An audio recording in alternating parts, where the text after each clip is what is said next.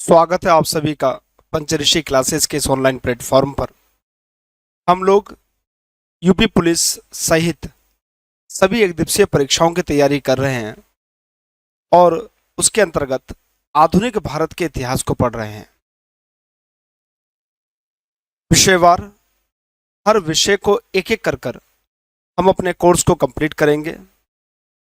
यदि आप लोगों ने पेट का फॉर्म भरा हुआ है, यदि आप लोगों ने पेट के थ्रू लेखपाल का फॉर्म भरा हुआ है, या कोई भी एक दिवसीय परीक्षा की तैयारी कर रहे हैं जहां पर जीएस आता हो, वहां पर ये क्लास और ये क्लासों की पूरी एक सीरीज आपके लिए बहुत उपयोगी रहने वाली है। और मुझे उम्मीद है कि इससे बाहर परीक्षा में आने वाला नहीं है। बस आवश्यकता है आप लोगों के पढ़ने की, आवश्यकता है आप लोगों को लगातार जुड़े रहने की, आवश्यकता है आप लोगों को साथ देने की, और लगातार आप लोग अध्ययन करते रहिएगा। मुझे नहीं लगता कि इससे बाहर कुछ आने वाला है। तो चलिए, आधुनिक भारत के इतिहास को आगे बढ़ाते हुए आज हम लोग कुछ छोटे छोटे मुद्दों पर बात करेंगे और जो परीक्षा के लिए बहुत उपयोगी रहते हैं। पहला जिस मुद्दे पर हम लोग बात कर रहे हैं वो है भारतीय राष्ट्रीय कांग्रेस, यानी कि कांग्रेस के बारे में हम थोड़ा सा बात कर लेते हैं।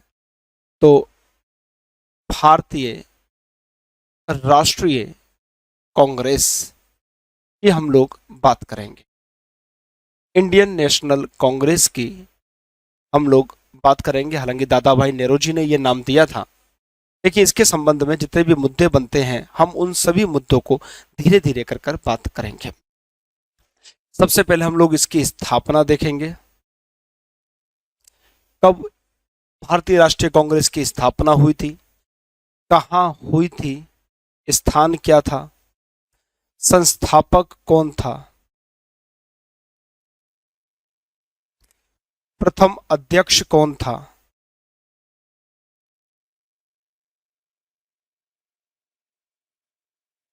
प्रथम अध्यक्ष का नाम क्या था, कौन सा वायसराय था जिसके समय में इसकी स्थापना हुई, और प्रारंभिक सदस्य कितने थे।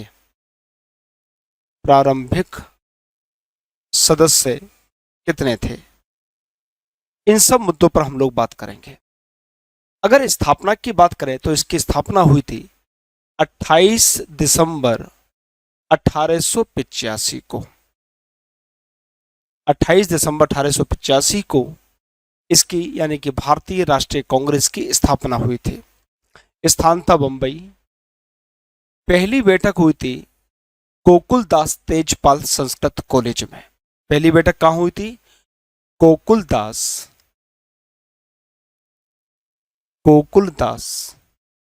तेजपाल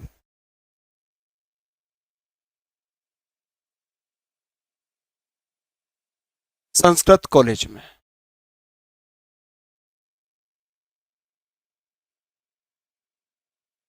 गोकुलदास तेजपाल संस्कृत कॉलेज में पहली बैठक हुई थी बंबई में।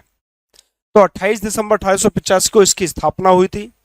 बंबई में गोकुलदास तेजपाल संस्कृत कॉलेज में इसकी पहली बैठक हुई थी। अगर हम संस्थापक का नाम देखें तो ए ओ ह्यूम एक अंग्रेज थे, एक ब्यूरोक्रेट थे अंग्रेजों के। ए ओ ह्यूम ने इसकी स्थापना की थी।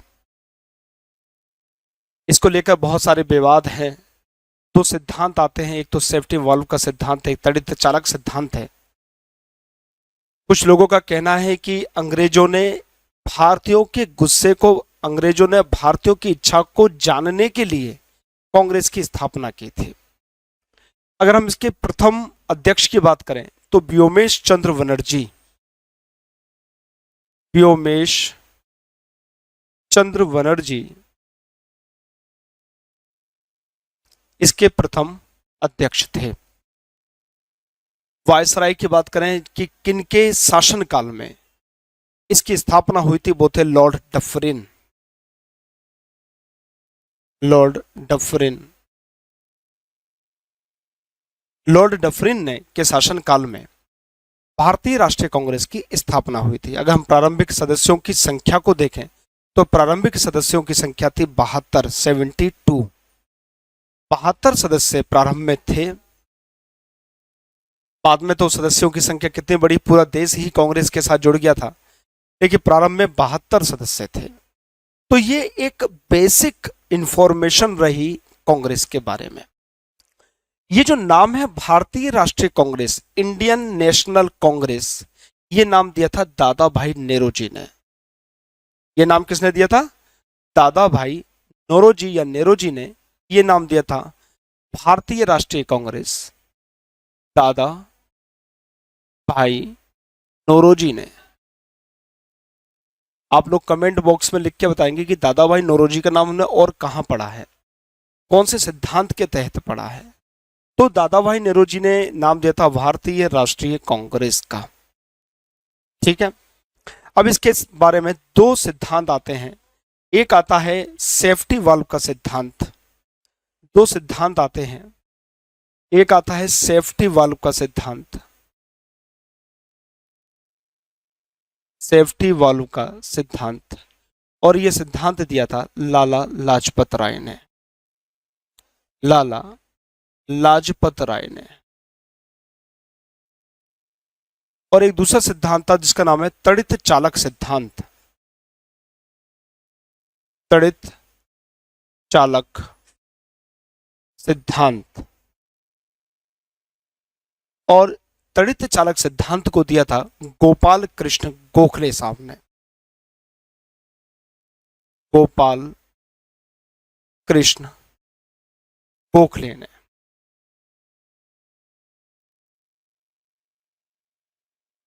तो इतना कांग्रेस के बारे में रहा, और इससे बाहर कांग्रेस के संदर्भ में चीजें आने की संभावना कम ही है, इसलिए इन सब को आप लोग उतार लीजिए और हम बात करेंगे फिर इससे आगे की,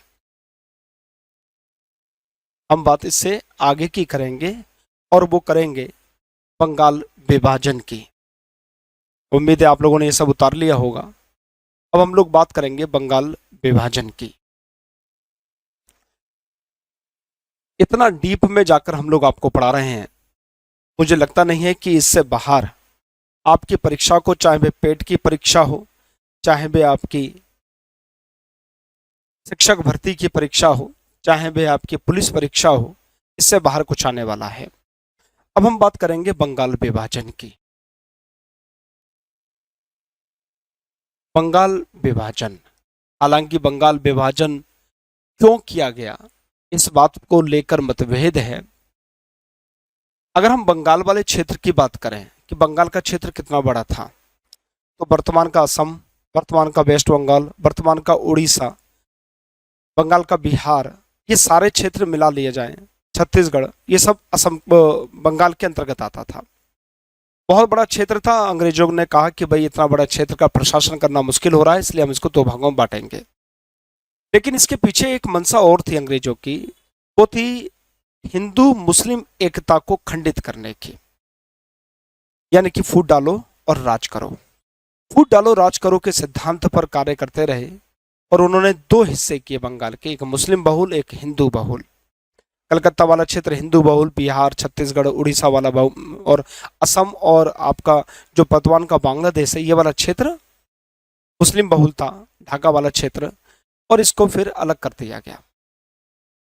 इस बात को लेकर आंदोलन हुआ, और आंदोलन हुआ था स्वदेशी आंदोलन। तो कुछ बातें इसकी हम लोग देख लेते हैं, लिख लेते हैं। किन वायसराय के समय हुआ, ये वाली बात देखेंगे। घोषणा कब हुई बंगाल विभाजन की, लागू कब हुआ,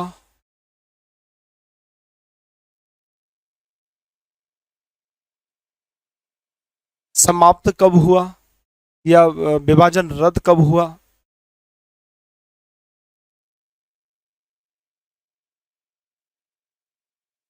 और फिर प्रतिक्रिया क्या थी, या प्रतिक्रिया स्वरूप क्या हुआ। तो इन मुद्दों पर हम लोग बात करेंगे एक एक कर कर। ठीक है,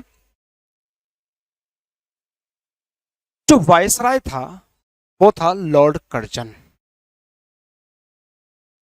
लॉर्ड कर्जन के समय में इसकी घोषणा की गई या किया गया। घोषणा हुई 19 जुलाई 1905 को,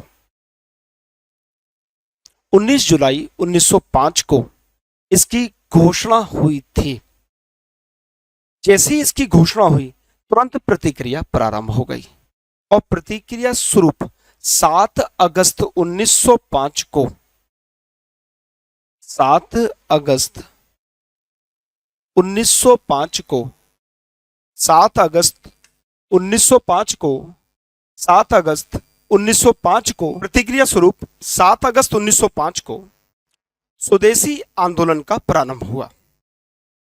भाई 19 जुलाई 1905 को घोषणा हुई और 7 अगस्त 1905 को प्रतिक्रिया स्वरूप स्वदेशी आंदोलन का प्रारंभ हुआ। हालांकि स्वदेशी आंदोलन के साथ एक व्यक्ति थे जिनका नाम था कृष्ण कुमार मित्र। उनकी एक पत्रिका थी संजीवनी। उस पत्रिका के माध्यम से, कृष्ण कुमार मित्र की पत्रिका संजीवनी के माध्यम से सबसे पहले आपका स्वदेशी आंदोलन का प्रारंभ माना जाता है। तो 7 अगस्त 1905 प्रतिक्रिया स्वरूप स्वदेशी आंदोलन का प्रारंभ हुआ 7 अगस्त 1905। लेकिन ये जो विभाजन प्रभावी होना था वो होना था 16 अक्टूबर 1905 से। 16 अक्टूबर 1905 से इसको प्रभावी होना था। लेकिन उससे पहले स्वदेशी आंदोलन प्रारंभ हो चुका था 7 अगस्त 1905 को। इसको रद्द किया गया 1911 में लॉर्ड हार्डिंग सेकंड के द्वारा। 1911 में लॉर्ड हार्डिंग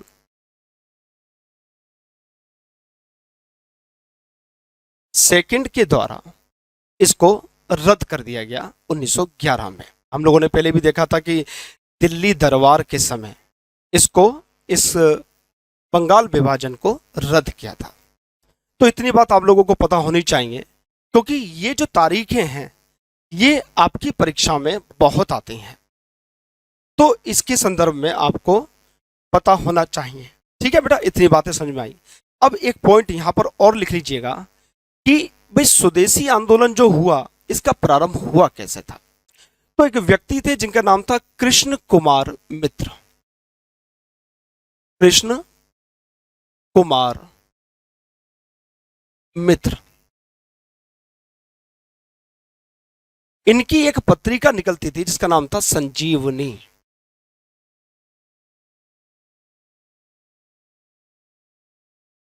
संजीवनी, कृष्ण कुमार मित्र की एक पत्रिका थी संजीवनी, और उस पत्रिका के माध्यम से सबसे पहले स्वदेशी आंदोलन को प्रारंभ किया गया। यानी कि स्वदेशी आंदोलन का जो विचार सबसे पहले आया वो कृष्ण कुमार मित्र की पत्रिका स्वदेशी में आया था। तो ये आपके लिए इंपॉर्टेंट है, इसको आप लोग लिख लीजिएगा। जिस दिन 16 अक्टूबर 1905 को विभाजन प्रारंभ हुआ या लागू हुआ, उस दिन पूरे बंगाल के क्षेत्र में शोक दिवस मनाया गया था। 16 अक्टूबर 1905 बंगाल में शोक दिवस के रूप में मनाया गया था। कौन सी तारीख? 16 अक्टूबर 1905 बंगाल में क्या बना? शोक दिवस के रूप में बना। शोक दिवस के रूप में मनाया गया। 16 अक्टूबर 1905 बंगाल में शोक दिवस के रूप में मनाया गया था। अब एक व्यक्ति थे जिनका नाम था रविन्द्रनाथ टैगोर। क्योंकि देखिए 7 अगस्त की तारीख है, अगस्त के महीने में रक्षाबंधन का त्योहार होता है। तो रविन्द्रनाथ टैगोर ने एक मतलब लोगों से अनुरोध किया, लोगों से प्रार्थना की कि भाई जो दो हिस्से हुए हैं, कलकत्ता वाला और ढाका वाला क्षेत्र है, यहाँ के लोग एक दूसरे को राखी बांधेंगे।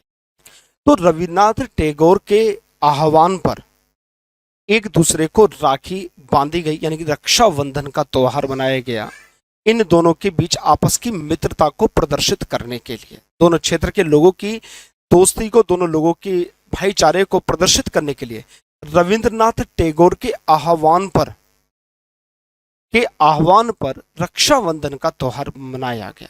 यह बहुत इंपॉर्टेंट है, परीक्षा में कई बार आ चुका है कि किसके आह्वान पर, किसके कहने पर रक्षाबंधन का त्योहार मनाया गया था। तो वह मनाया गया था आपका रविन्द्रनाथ टैगोर के आह्वान पर। तो इस पॉइंट को भी लिख लीजिएगा कि रविन्द्रनाथ टैगोर के आह्वान पर बंगाल के क्षेत्र में अगस्त के महीने में रक्षाबंधन का त्योहार मनाया गया था। इसी दौरान रविंद्रनाथ टैगोर ने इसी दौरान रविंद्रनाथ टैगोर ने रविंद्रनाथ टैगोर ने एक गीत लिखा। वो गीत था आमार सोनार बांग्ला। आमार सोनार बांग्ला। आमार सोनार बांग्ला एक गीत लिखा गया और यही गीत बाद में चलकर जब 1971 में बांग्लादेश का निर्माण हुआ उस वक्त वहां का राष्ट्रगान बना। आमार सोनार बांग्ला उनका राष्ट्रगान बना। जैसे हमारे यहाँ जनगण मन बना है, उसी तरह आमार सोनार बांग्ला यानी कि रविन्द्रनाथ टैगोर ने दो देशों के राष्ट्रगान लिखे, भारत का और बांग्लादेश का। तो आमार सोनार बांग्ला जो ये रचना है, ये रचना बंगाल विभाजन के विरोध में की गई थी और 1971 में जब बांग्लादेश का निर्माण होता है तो वहाँ का ये राष्ट्रीय गान बनता है। इसके अलावा कुछ समितियां बनी थी जिन्होंने स्वदेशी आंदोलन में अपना बहुत योगदान दिया था, उनको हम लोग देख लेते हैं और उनको रचना करने वाले व्यक्तियों को हम लोग देख लेते हैं। जैसे अश्विनी कुमार दत्त हैं। अश्विनी कुमार दत्त, अश्विनी कुमार दत्त, इनकी जो संगठन है उसका नाम है स्वदेश बांधव समिति। स्वदेश बांधव समिति।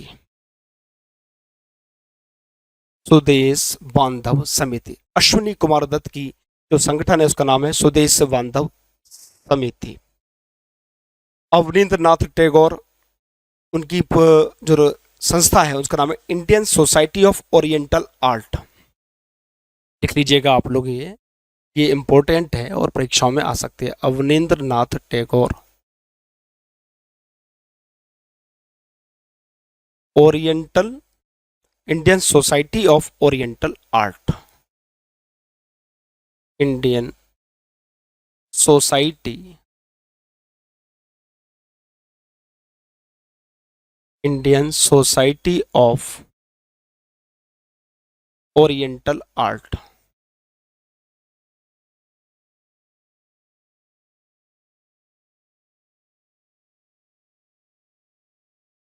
Indian society of oriental art Abanindranath Tagore, Rabindranath Tagore के भाई हैं अवनींद्रनाथ टैगोर, इन्होंने बनाई थी। इसके अलावा प्रफुल्ल चंद्र राय और जगदीश चंद्र बोस ने, प्रफुल्ल चंद्र राय और जगदीश चंद्र बोस ने, जगदीश चंद्र बोस ने बनाई थी Bengal chemical factory. Bengal chemical, ये सब उसी समय हुआ है जब स्वदेशी आंदोलन चल रहे थे, उसी समय ये सब चीजें हुई थी। बंगाल केमिकल फैक्ट्री, प्रफुल्ल चंद्र राय और जगदीश चंद्र बोस ने ये सब किया। ठीक है, तो इतनी बातें रही बंगाल विभाजन और स्वदेशी आंदोलन के संबंध में। अब हम लोग इससे आगे बढ़ेंगे और एक कार्लाइल सर्कुलर निकला था उस वक्त, उसको बात करेंगे। हम बात करेंगे कार्लाइल सर्कुलर की। क्या था अभी समझाते हैं। Carlyle circular,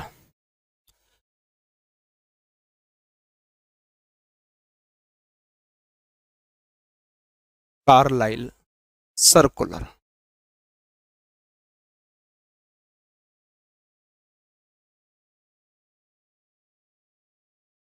Carlyle circular. अब कार्लाइल सर्कुलर क्या था? देखिए, जब स्वदेशी आंदोलन चल रहा था तो लोगों ने, जनता ने, नेताओं ने ये आह्वान किया, ये लोगों से कहा कि जो छात्र हैं वह विदेशी स्कूलों को छोड़ दें। ये स्वदेशी आंदोलन था, इस नाम से मालूम पड़ा है स्वदेशी आंदोलन। इसका अर्थ था कि विदेशी वस्तुओं का बहिष्कार किया जाए और स्वदेशी वस्तुओं का प्रयोग किया जाए। आह्वान किया गया कि जो वकील हैं, जो एडवोकेट हैं, वो अंग्रेजों के साथ प्रैक्टिस करना छोड़ दें, स्कूल को छोड़ दें छात्र। तो इस तरह का आह्वान किया गया और लोगों ने बढ़ चढ़ के इसमें हिस्सा भी लिया था। उसी समय जब छात्रों ने बढ़ चढ़कर हिस्सा लिया स्वदेशी आंदोलन के समय, तो अंग्रेजों के दिमाग में बात हुई, भाई इतने सारे छात्र अगर भाग ले रहे हैं तो इनको रोका कैसा जाए। तो एक कार्लाइल सर्कुलर उस वक्त जारी किया गया।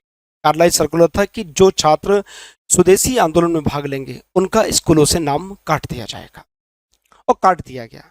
जब नाम काट दिया गया तो स्वदेशी आंदोलन में रोकने से रोका गया, तो फिर भारतीयों ने कहा कि हम अपना स्कूल खोल लेते हैं, हम क्यों अंग्रेजों के स्कूल में अपने छात्रों को पढ़ाएंगे, हम अपना खुद के स्कूल खोल लेते हैं और छात्र हमारे इसमें पढ़ेंगे। तो कार्लाइल सर्कुलर क्या था, पहले इसको देख लो। छात्रों को छात्रों को स्वदेशी आंदोलन स्वदेशी आंदोलन में भाग लेने से रोकना, भाग लेने से रोकना। छात्रों को स्वदेशी आंदोलन में भाग लेने से रोका गया। अब इसकी वजह से 1906 में फिर एक स्कूल का गठन किया गया जिसका नाम था बंगाल नेशनल कॉलेज तथा Bengal national school. Bengal national college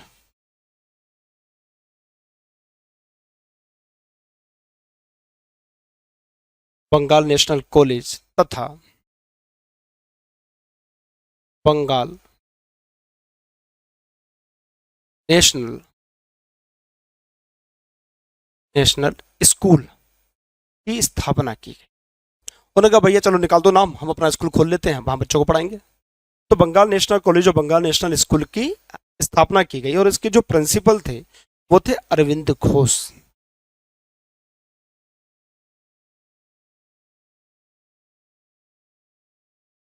वो थे अरविंद घोष। तो बंगाल नेशनल कॉलेज और बंगाल नेशनल स्कूल की स्थापना हुई, प्रिंसिपल थे अरविंद घोष। ठीक है। हालांकि अरविंद घोष को 1909 में नासिक षड्यंत्र केस के द्वारा अरेस्ट कर लिया गया और इनको जेल पहुंचा दिया गया। तो यहां तक की बात हम लोगों ने कार्लाइल सर्कुलर की कि जब छात्रों ने भाग लिया तो फिर उसको नाम काट दिया गया, तो छात्रों के लिए यहां पर ही स्कूल खोले गए। चलिए, अब एक चरण आता है जिसको कहा जाता है उग्रवादी चरण। कांग्रेस में दो धड़े थे, दो प्रकार के लोग थे। एक उदारवादी विचारधारा के लोग थे जो रिक्वेस्ट करते रहते थे, प्लीज हमको ये दे दीजिए, प्लीज हमको ये कर दीजिए। दूसरा वर्ग और था जो ये कहता था कि इनसे रिक्वेस्ट क्या करनी, अंग्रेजों से क्या रिक्वेस्ट करनी, इनसे छीनो और अपने आक्रामक रुख अपनाओ। उदारवादी रुख नहीं, अपना आक्रामक रुख अपनाइए। तो वो जो व्यक्ति कहलाए वो उग्रवादी लोग कहलाए या गर्म दल के लोग कहलाए। इसको उग्रवादी चरण कहा जाता है। लेकिन ये लोग गर्म दल के लोग थे, गर्म थे, गुस्से वाले लोग थे। इन्होंने कहा कि भाई रिक्वेस्ट मोड में नहीं रहना, हमको प्लीज शब्द नहीं कहना। अपने ही देश में जो दूसरे बाहर से विदेशी लोग आए हुए हैं उनके सामने प्लीज शब्द क्या कहना। तो इन लोगों ने विरोध किया। विरोध करने के कारण इस जो चरण था, जो काल था, इसको कहा गया उग्रवादी चरण। जो नेता थे वो बाल पाल है ना, बाल गंगाधर तिलक, बिपिन चंद्र पाल और लाला लाजपत राय, बाल लाल पाल कर कर कहलाए। अरविंद घोष भी इसी में प्रमुख थे। यानी कि अगर हम नाम लिखें तो बाल लाल पाल, पाल से बनता है बाल गंगाधर तिलक, बाल गंगाधर तिलक। लाल से बनता है लाला लाजपत राय, लाला लाजपत राय। और पाल से बनता है बिपिन चंद्र पाल, पाल से बनता है बिपिन चंद्र पाल। तो ये सब लोग थे जो गर्म दल के लोग थे, उग्रवादी कहे गए थे, लेकिन हम तो शब्द का इस्तेमाल नहीं करूंगा मैं इस तरह के। तो ये लोग थे। इसके साथ अरविंद घोष भी थे। अरविंद घोष, जो ये सब लोगों ने मिलकर एक पूरा सिस्टम बनाया कि हमको प्लीज शब्द नहीं करना है। इनमें दो थे, एक तो बाल गंगाधर तिलक थे, उन्होंने कहता कि कांग्रेस एक भीख मांगने वाली संस्था है। वहीं लाला लाजपत राय ने कहा कि कांग्रेस 3 दिन का तमाशा है। ये दोनों लिख लीजिएगा, यह परीक्षा में आ सकता है। बाल गंगाधर तिलक की हम लोग बात करें, बाल गंगाधर तिलक, अगर हम बाल गंगाधर तिलक की बात करें तो उन्होंने कहा था कि कांग्रेस एक भीख मांगने वाली संस्था है, प्लीज प्लीज। तो कांग्रेस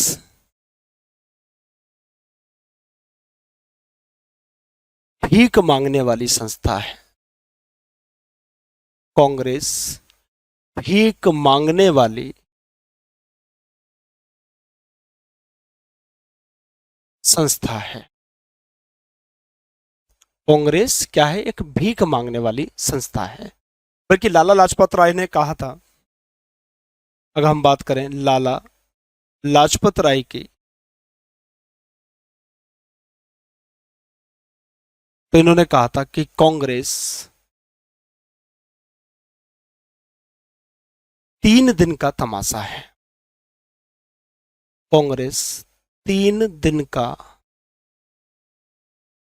तमाशा है। कांग्रेस क्या है? 3 दिन का तमाशा है। तो बाल गंगाधर तिलक कह रहे हैं कि कांग्रेस भीख मांगने वाली संस्था है, और लाला लाजपत राय कह रहे हैं कांग्रेस 3 दिन का तमाशा है। तो ये बात महत्वपूर्ण हो जाती है। लड़ाइयां चल रही थी, और इस लड़ाई चलने के कारण 1907 की तारीख आ गई, और 1907 में कांग्रेस का सूरत अधिवेशन हुआ। सूरत अधिवेशन हुआ। हालांकि मैं आपको आगे बढ़ाऊंगा कि नासिक में होना निर्धारित, पुणे में होना निर्धारित हुआ था, लेकिन वहां पर गर्म दल का प्रभाव ज्यादा था, तो उसको शिफ्ट कर दिया गया सूरत में। तो सूरत का अधिवेशन हुआ, और सूरत के अधिवेशन में कांग्रेस का विभाजन हो गया। कांग्रेस का विभाजन हो गया, और जो कांग्रेस का विभाजन हुआ था वो 2 दलों में हुआ था, गर्म दल और नरम दल में। गर्म दल और नरम दल में कांग्रेस का विभाजन हुआ 1907 के सूरत अधिवेशन में। तो यहां तक की बातें आपको क्लियर हुई, यहां तक का कॉन्सेप्ट क्लियर हुआ कि कुछ ना कुछ देश में अब घटनाक्रम घटना शुरू हो गया था। लेकिन अभी देखिए 1907 की तारीख आई है, अभी गांधी जी नहीं आए हैं भारतीय राजनीति में, और जब गांधी जी भारतीय राजनीति में आएंगे तो एक अलग रूप, अलग स्वरूप देखने को मिलेगा। तो 1907 में सूरत अधिवेशन में कांग्रेस का विभाजन हुआ गर्म दल और नरम दल के रूप में। तो आज तक हम यहाँ तक ही पढ़ेंगे। अगली क्लास में हम लोग इससे आगे का अध्ययन करेंगे और देखेंगे कि कौन कौन से मुद्दे, कौन कौन से बिंदु हमारे बनते हैं। तो आप सभी लोग, ये जो कक्षाएं हो रही हैं, ये सभी प्रकार की परीक्षाओं के लिए उपयोगी हैं, आपके लिए बहुत महत्वपूर्ण है, और आपकी बहुत सहायता करने वाली है। इसलिए इन सबको लिखकर नोट्स बनाते चलिए, और यही नोट्स आपके परीक्षाओं में आपका साथ देंगे। ठीक है, तो आप सभी का बहुत बहुत धन्यवाद। मिलते हैं हम नेक्स्ट क्लास में, और अपने आगे की कक्षा को प्रारंभ करते हैं। धन्यवाद आप सभी का।